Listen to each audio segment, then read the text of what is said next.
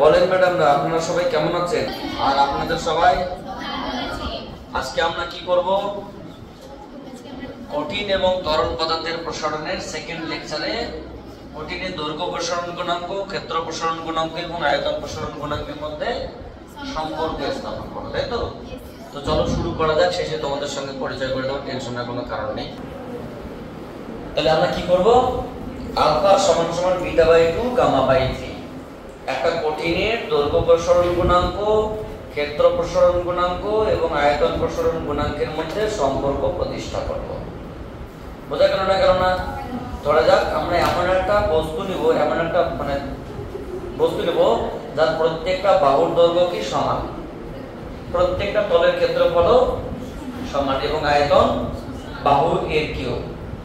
যেমন ধরনের একটা লুডুর ছক্কা দেখেছো, ঠিক ওই রকম একটা ঘনকাকৃতি বাক্স নেওয়া হলো, কঠিন পদার্থ। Let us consider A cubicle box whose every side should be equal.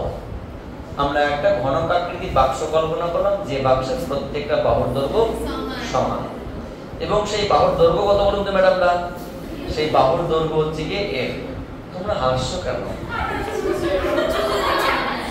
কোনো সমস্যা? কোনো সমস্যা? তো আমরা প্রথমে আমরা একটা কি কল্পনা করব বলো তো? আমি হালকা করে একটু তোমাদের বিষয়টা বোঝানোর চেষ্টা করছি, তারপরে আমি লেখা শুরু করব। এটা হচ্ছে তোমাদের এই চ্যাপ্টারের বিশেষ করে কঠিনের প্রসারণের সবথেকে গুরুত্বপূর্ণ প্রমাণ। Expansion of solid and liquid যদিও আমরা শুরু করিনি এখনো। কঠিনের সবথেকে গুরুত্বপূর্ণ প্রমাণের নাম আলফা সমান বেটা বাই 2 সমান গামা বাই। এটা কিন্তু বোর্ড এক্সামে আসে, এটা কিন্তু তোমার বোর্ড এক্সাম বা এইচএস এক্সামে আসে।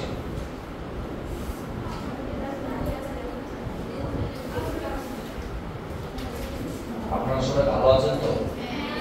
আর আপনাদের সবাই ভালো আছেন? ঠিক আছে, ভালো থাকবেন আর ভালো রাখবেন। বলুন তো ম্যাডাম, এটা একটা কি? এটা একটা ঘনক। এর প্রত্যেকটা বাহুর দৈর্ঘ্য কত?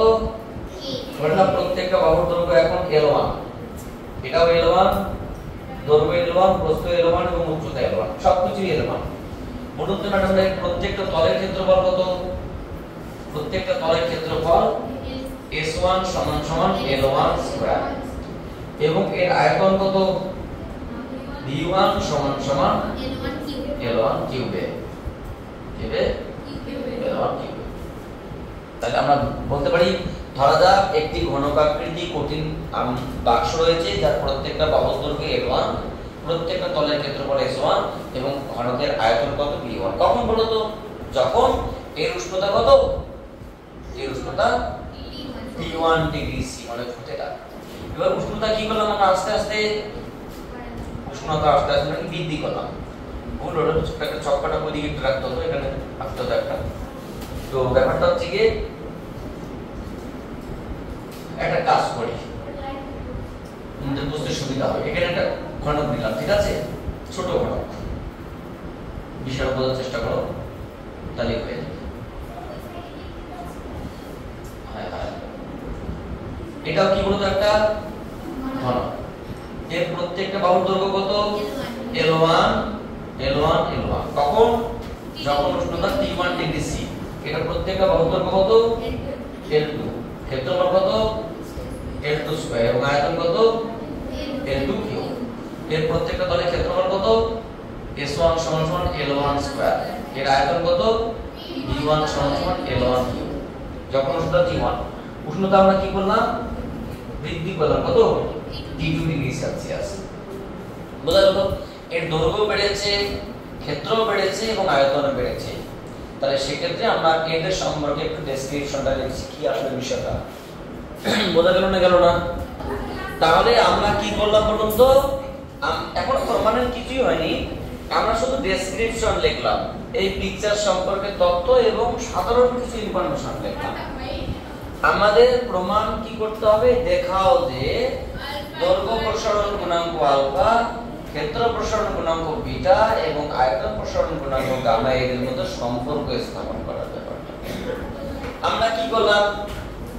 যে একটা ঘনকাকৃতি বাক্স নিলাম, যে বাক্সের প্রত্যেকটা বাহুর দৈর্ঘ্য L1, প্রত্যেকটা তলের ক্ষেত্রফল L1 স্কয়ার এবং আয়তন L1 কিউব।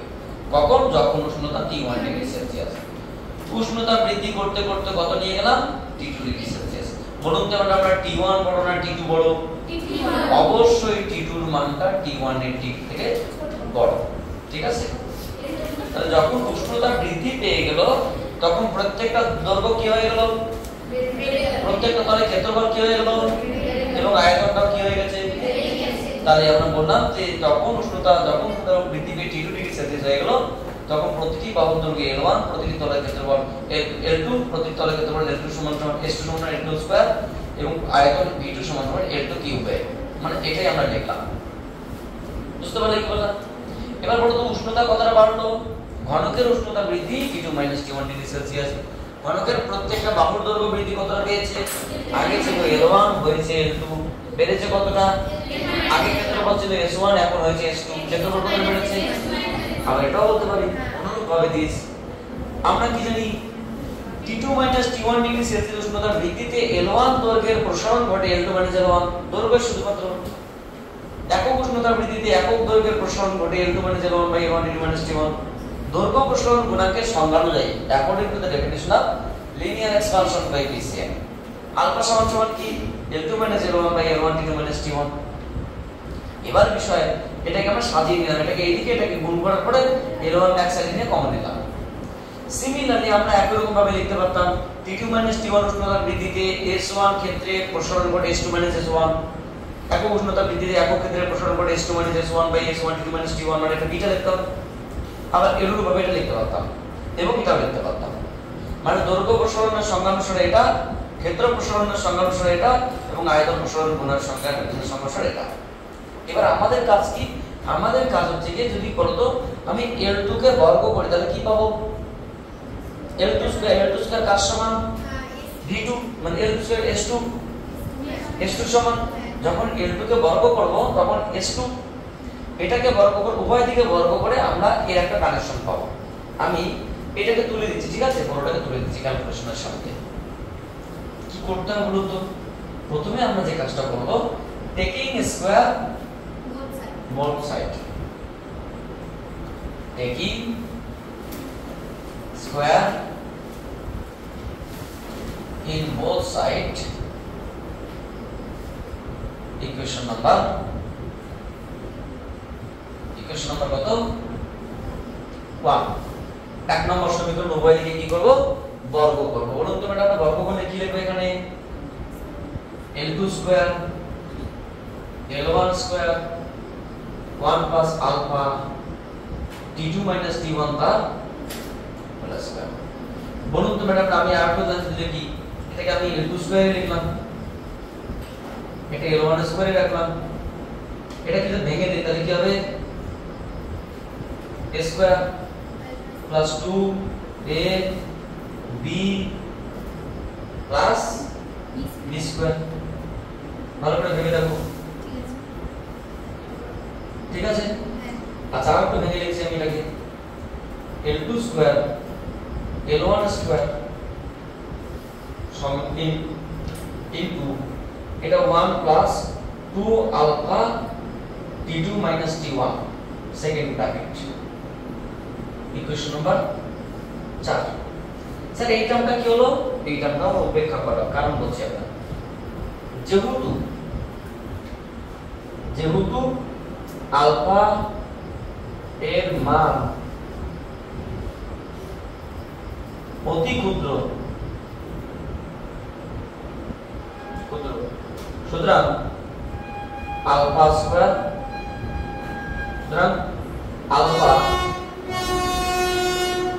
আলফা এর উচ্চ ঘাতের পদগুলি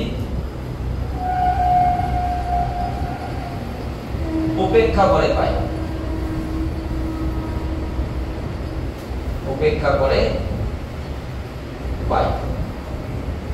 মানে ব্যাপারটা কি দাঁড়ালো? বলতে এটাকে আমরা কি লিখতে পারি? S2 এটা কত? S1 তাহলে এটা হলো 1 plus 2 alpha T2 minus T1 equation number 5। এটা না ইকুয়েশন নাম্বার 4, ঠিক আছে? সিমিলারলি মানে অ্যাকচুয়ালি স্যার এটাকে আপনি বাদ দিলেন কোন প্রপার রিজিয়নটা কিছু বলতেন, আমি কিন্তু কিছু করিনি। এক নম্বর সমীকরণটা উভয় দিকে বর্গ করে ভেঙে দিয়েছি, ভেঙে দেওয়ার পর এটাকে বাদ দিলাম। বাদ দেওয়ার জন্য কি কারণ লিখলাম, যে আলফা এর মান অতি ক্ষুদ্র হওয়ায় এর আলফা এর উচ্চ ঘাতের পদগুলো উপেক্ষা করে পাই। কিন্তু স্যার বুঝতে পারলাম না। দেখো সাধারণত আমরা জানি লোহার দৈর্ঘ্য প্রসারণ গুণাঙ্ক কত বলতো, 12 10 to the power -6 per degree Celsius. তো আলফা স্কয়ার কত হবে, 144 10 to the power -12 per degree Celsius হবে। তার মানে আলফার বর্গ করলে মানটা কি আরো বাড়লো না কমলো? কমলো, কারণ দেখো মাইনাস বেড়ে গেছে। তাহলে যদি আমরা এই মানটা কি প্রায় 0 মানে নেই করলেই চলে, আলফাটাই ক্ষুদ্র, এবং তার বর্গটা কি আরো ক্ষুদ্র, ঘনটা আরো ক্ষুদ্র, অতি ক্ষুদ্র হওয়ার জন্য এই টার্মটাকে আমরা নেগলেক্ট করলাম, মানে হিসাব থেকে বাদ দিলাম। বাদ দিলে এটাকে ওটাই আমরা বললাম যে আলফা এর মান অতি ক্ষুদ্র, যেহেতু আলফা এর মান অতি ক্ষুদ্র সুতরাং আলফা এর উচ্চ ঘাতের পদগুলো উপেক্ষা করে পাই, মানে বাদ দিয়ে পাই। তাই আমরা সমীকরণটাকে এভাবে লিখলাম। বোঝা গেল? সিমিলারলি আমরা কি করব, সিমিলারলি অনুরূপে এক নম্বর সমীকরণ উভয় দিকে ঘন করে পাই। taking cube both side in equation 1। এক নম্বর সমীকরণ উভয় দিকে কি করলাম, ঘন করে পাই, মানে উভয় দিকে কি করব, কিউব করব। তাহলে আমি একটু লিখতে পারি, কি লিখতে পারি বলতো আমরা, L2 কিউব সমান সমান L1 cube into 1 plus alpha t2 minus t1 তার হোল কিউব। আচ্ছা বলুন তো এটা কি লিখবো, L1 কিউব এটাকে ভেঙে দিলে তাহলে কি হবে, a cube plus 3a square b, হ্যাঁ 3a square b plus 3ab square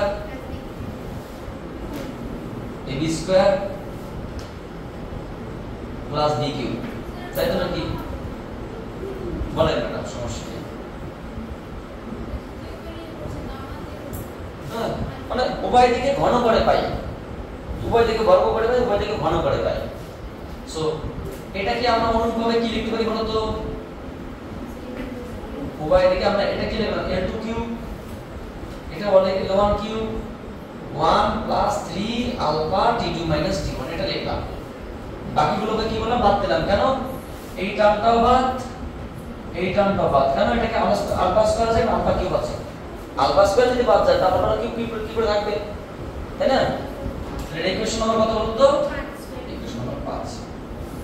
এবার একটা বিষয় দেখো, আমরা কি করলাম, কিছুই করিনি। ডেফিনিশন থেকে আমরা দৈর্ঘ্যের সম্পর্ক বের করেছি, ক্ষেত্রের সম্পর্ক বের করেছি, আয়তনের সম্পর্ক বের করেছি। দৈর্ঘ্যকে বর্গের ক্ষেত্র বার করলাম, আবার দৈর্ঘ্যকে ঘন করে আয়তন বের করলাম। আচ্ছা এখানে একটা লাইন 5 নম্বর এটা না, এটা কি বলবো তো, এটা d2 সমান d1 1 plus 3 alpha t2 minus t1, এটা 5 নম্বর। আচ্ছা বলুন তো ম্যাডামরা, আমি 2 নম্বরের সাথে কি 4 নম্বর কম্পেয়ার করতে পারি? কারণ এটাও কত s2, এটাও s2, তাহলে এই দিকটা এবং এই দিকটা সমান। So compare with equation, so compare equation 2 and 4, 2 এবং 4 নম্বর তুলনা করে পারতে, এটা s2 এটা s2, এটার সঙ্গে এটা সমান না? তাহলে বলতে পারি এক মিনিট বলতে s1 1 plus beta t2 minus t1, এটা ওখানে কি আছে, s1 1 plus 2 alpha t2 minus t1। বলুন তো ম্যাডাম উভয় দিকে প্রথমে কি কাটবে, s1 কেটে গেল, তাহলে কি পড়ে থাকলো 1 plus beta t2 minus t1। এখানে কি পড়ে থাকলো 1 প্লাস 2 আলফা t2 মাইনাস। আচ্ছা বলো তো উভয় দিকে 1 1 চলে গেল, তাহলে কি পড়ে থাকলো beta t2 minus t1 2 alpha t2 minus t1। উভয় দিকে t2 মাইনাস t1 যদি আমি কেটে দেই তাহলে কি পড়ে থাকবে বিটা ইকুয়ালস টু 2 আলফা বা আলফা সমান সমান কি বিটা বাই 2 বা একটা দিকে আমরা পেয়ে গেলাম মতো 6 নম্বর ইকুয়েশন কোনটা কাটলাম ও এই যে একই যুক্তি আর বললাম না আলফার মান যদি ক্ষুদ্র হয় তাহলে আলফা স্কয়ারটাকে বাদ দিলাম তাহলে আলফা স্কয়ার যদি বাদ যায় আলফা কি করে থাকবে ওটা বাদ হবে আলফা এর মান ক্ষুদ্র হওয়ার জন্য উচ্চ ঘাতের পদগুলি বাদ দিলাম একই লিখে না লিখতে হবে না একবার লিখেছি মানে একটা জায়গায় লিখেছি বারবার একদম মানে না বুঝতে পারলে কি বললাম এবার কি করব বলতো এই 3 এর সঙ্গে 5 এর কম্পেয়ার করব কারণ এটাও v2 এটাও v2 বুঝা গেল 3 এর সঙ্গে কার এবং so from 3 and 5 we get প্রথমে একটা লাইন লিখি কি লিখতে হবে এখান থেকে কি লিখতে হবে বলতো v1 1 plus gamma gamma t2 minus t1 v1 1 plus 3 alpha t2 minus t1 এখান থেকে তাহলে ফাইনালি কি আসবে বলতো এখান থেকে ফাইনালি আসবে গামা সমান সমান 3 আলফা আর আমরা কি লিখব বা আলফা সমান সমান কি গামা বাই 3 তাহলে ইকুয়েশন নাম্বার 7 6 এবং 7 থেকে পাই কিছু নেই so from 6 and 7 we get 6 এবং 7 থেকে পাই কি পাবো বলতো এটা আলফা সমান সমান 30 এটা আলফা সমান সমান 30 তাহলে কি সবাই সমান হ্যাঁ ওকে বলো এক নাম্বার হ্যাঁ টেকিং কিউবিং বোথ সাইড উভয় দিকে ঘন করে পাই না কিউব করে পাই এই ইকুয়েশন 1 এক নাম্বার সমীকরণ উভয় দিকে ঘন করে পাই লিখে নাও আমি তারপর তোমাদের বলছি টেনশনের কোনো কারণ নেই তাহলে ফাইনালি আমরা কি বুঝতে পারলাম বলতো আমি যদি পুরো বিষয়টাকে 1 মিনিটে বলি তাহলে ধরা যাক একটি ঘনকাকৃতি কঠিন বাক্স আছে যার প্রত্যেকটা বাহুর দৈর্ঘ্য L1 প্রত্যেকটা তলের ক্ষেত্রফল S1 এবং প্রত্যেকটা আয়তন মানে V1 যখন উষ্ণতা T1 উষ্ণতা বাড়িয়ে করলাম T2 দৈর্ঘ্য বেড়ে হয়ে গেল L2 S2 V2 এবং উষ্ণতা বৃদ্ধি কতটা হলো T2 T1 দৈর্ঘ্য বৃদ্ধি কতটা ঘটলো ক্ষেত্র বৃদ্ধি এবং আয়তন বৃদ্ধি আমরা জানি T2 T1 উষ্ণতা বৃদ্ধিতে L1 দৈর্ঘ্যের দৈর্ঘ্য প্রসারণ ঘটে L2 L1 সেখান থেকে আমরা একক উষ্ণতা বৃদ্ধিতে একক দৈর্ঘ্যের ক্ষেত্রে দৈর্ঘ্য প্রসারণ গুণকের সংখ্যাটা পেয়ে গেলাম আলফা মানে L2 সমান সমান এই জিনিসটা আমি তো নেই তুলে দিয়েছি L2 সমান সমান L1 * 1 plus alpha T2 T1 দেখলাম সিমিলারলি ক্ষেত্র প্রসারণ গুণক এবং আয়তন প্রসারণ গুণকের সংখ্যা থেকে বানালাম এবার কি করলাম যে এক নম্বর সমীকরণের উভয় দিকে বর্গ করলাম বর্গ করে আবার ক্ষেত্র বানালাম এই ক্ষেত্রের সঙ্গে ডেফিনিশন যে ক্ষেত্র প্রসারণ গুণকের সংখ্যা আছে সেখান থেকে এটা কম্পেয়ার করলাম কম্পেয়ার করে আমরা কি পেলাম আলফা সমান বিটা বাই 2 আবার এক নম্বর সমীকরণকে ঘন করে আয়তন বানালাম আবার আয়তনের সংখ্যা থেকে কম্পেয়ার করে আলফার সঙ্গে গামা আলফার সঙ্গে বিটা আলফার সঙ্গে গামা তার আলফা বিটা গামা সম্পর্ক তোমাদের সবথেকে বেশি প্রশ্ন স্যার পরীক্ষায় কি এই প্রশ্নটা আসবে আসলে কত মার্কস থাকবে যতবারই প্রশ্ন থাকুক ম্যাক্সিমাম 3 মার্কসের এটা প্রথম প্রশ্ন দ্বিতীয় বিষয় এটা কি থাকবে এটা থাকার সম্ভাবনা খুব কম তাহলে কলেজে কেন আপনি আবার লিখে দিয়েছেন এই শেষ আগে শেখালেন এখন বোঝা আসে না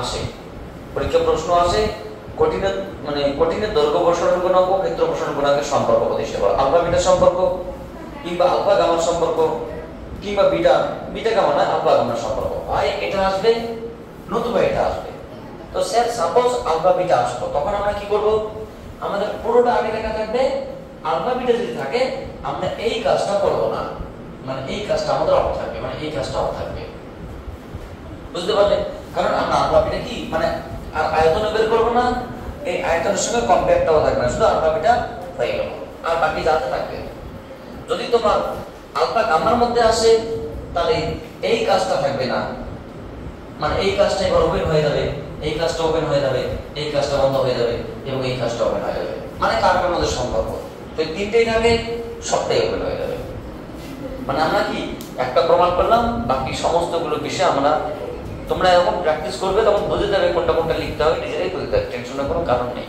লজিকগুলো নিজে জেনে যাবে, ঠিক আছে? আমরা তুই একটা অঙ্ক করবো, একটা দুটো অঙ্ক করে ছেড়ে দেবো, তোমার টেনশন নেই। আমরা একটু বই দেবো আমাকে একটু, তাহলে একটা অঙ্ক করি, তাই না? অ্যাটলিস্ট একটা অঙ্ক করি, তো আমার যেহেতু টাইম হয়ে গেছে এবং অনেক সময় পেরিয়ে গেছে, একটা অঙ্ক করে ছেড়ে দিই, পরবর্তীতে আমরা স্টার্ট করবো আবার ঠিকঠাক। আচ্ছা, তাহলে এখানে যেটা দাঁড়ানো ম্যাডাম, প্রবলেম সেট 1 এ অঙ্ক আছে 20 খানা। তাহলে আমি 1 নম্বর অঙ্কটা আজকে করছি, আমরা আবার কিছু থিওরি করে আমরা অঙ্ক শুরু করবো, টেনশন নেই। হ্যাঁ, এখানে একটা অঙ্ক তো বড় কি বলছে, প্রবলেম সেট 1 এর পৃষ্ঠা নম্বর 164, ছায়া বুকসের। কোন বুকস? ছায়া। Problem set 1, question number 1। বলুন কি বলেছে? 2 মিটার লম্বা একটি দণ্ডের উষ্ণতা 100 ডিগ্রি বৃদ্ধি করা হলো। বলুন তো ম্যাডামরা, দণ্ডের দৈর্ঘ্য কত? 2 মিটার।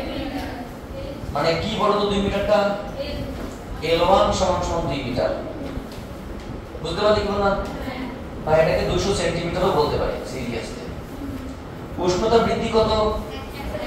উষ্ণতা বৃদ্ধি মানে কত? T2 - T1 = 100 degree Celsius. মানে এটা বৃদ্ধি বলেছে, বলে যে অন্তিম বা প্রাথমিক উষ্ণতা বৃদ্ধি বলেছে। বৃদ্ধি করলে দণ্ডের দৈর্ঘ্য বৃদ্ধি কত হবে? আচ্ছা, ওরা কি চেয়েছে বলো তো? L2 - L1 টা ওরা চেয়েছে। কোন একটা দণ্ডের দৈর্ঘ্য 2 মিটার বা 200 সেন্টিমিটার, যদি উষ্ণতা 0 থেকে 100 বাড়ানো হয়, বা 200 থেকে 300 করা হয়, বা 500 থেকে 600 করা হয়, মানে 100 ডিগ্রি বাড়ানো হয়, তবে তার দৈর্ঘ্য কতটা বাড়বে সেটা চেয়েছে, এবং দৈর্ঘ্য প্রসারণ গুণাঙ্কের মান ওরা দিয়েছে। কত দিয়েছে বলো? 0.0012 নাকি? কত শূন্য আছে সামনে? ঠিক আছে, এত পার ডিগ্রি সেলসিয়াস। সুতরাং নির্ণেয় দৈর্ঘ্য বৃদ্ধি। বলুন তো ম্যাডাম, আমরা কি জানি? আমরা জানি আলফা সমান ভেরি গুড আমাদের কাছে কি চেয়েছে? ব্যাস, তাহলে এটা গুণ করো, আলফা L1 T2 - T1 দেখো সব দেওয়া আছে। এটা কত বলো তো? লিখতে পারি কত? 12 × 10⁻⁶। সো 12 × 10⁻⁶ ইনটু তোমার থেকে 200 ইনটু 100, তাহলে যেটা দাঁড়ালো 2 0 50 0 হলো 24 × 10⁻² বা 0.24 সেন্টিমিটার। উত্তর কি আছে? ঠিক আছে, 0.24 সেন্টিমিটার দৈর্ঘ্য বৃদ্ধি পাবে। এটুকুই থাকলো। আমরা নেক্সট ক্লাসে বলতে গেলে কঠিনের প্রশ্ন, মানে কঠিনের প্রশ্ন থেকে আরেকটা ঘনত্বের প্রমাণ আছে, ওটা কমপ্লিট করে কঠিনের ম্যাথগুলো আমরা কমপ্লিট করব। প্রমাণটা করতে 10-15 মিনিট সময় লাগবে, তারপরে অঙ্কগুলো আবার এখানে 2 নম্বর থেকে স্টার্ট করব, ঠিক আছে? মোটামুটি আর একটা ক্লাসে কঠিন শেষ হবে, তারপর পড়া শুরু হবে। তো আমি তোমাদের সঙ্গে ছোট্ট একটু ডিসকাস করে দিচ্ছি, কারণ তোমরা মানে পড়াশোনা বেশ ভালো করছো, যার জন্য সবার প্রতি বার্তা এদের মতো করে তোমরা পড়াশোনা করো, যাতে করে তোমরা বড় মানুষ হতে পারো এদের মতো। হ্যাঁ, তো বলেন আপনারা কি বুঝতে পারছেন ম্যাডাম না সব? আর কোনো সমস্যা হলে বলুন, না কোনো সমস্যা বলুন। আচ্ছা, সো এই যে সবাই মনোযোগ দিয়ে অঙ্ক করছে, যে অঙ্ক তুলছে, এখানে দেখতেই পাচ্ছ তোমরা, এই যে স্টুডেন্ট থিওরি তুলেছে, অঙ্ক তুলেছে বেশ সুন্দর করে। So thank you for watching my video.